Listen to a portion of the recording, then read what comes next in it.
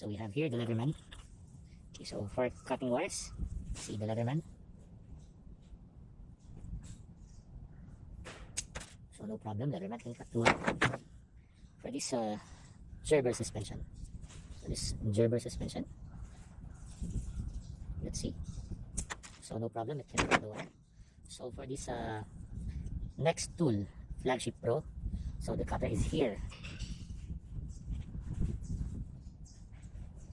Let's see if it can cut the wire. So this is the wire. Okay, no problem in cutting the wire. So this is the Leatherman saw.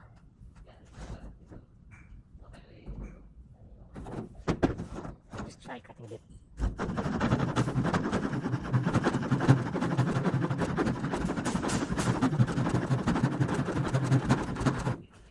Okay. So with the Leatherman, we're able to, you know, like put a saw line, and then let's try the Gerber suspension.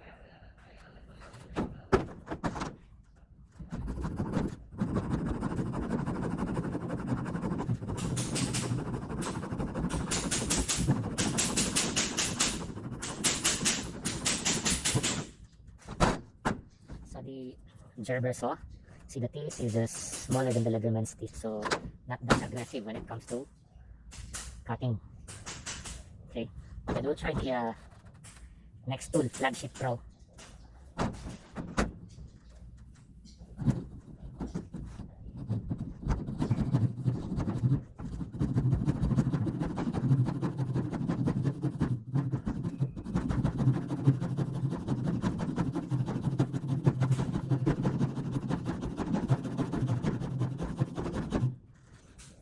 So if we're going to compare, mas malapad yung blade ni Flagship Pro, mas aggressive yung teeth niya. So small amount of time, you can see this third line. Yeah. So it is able to make a good saw line on this wood.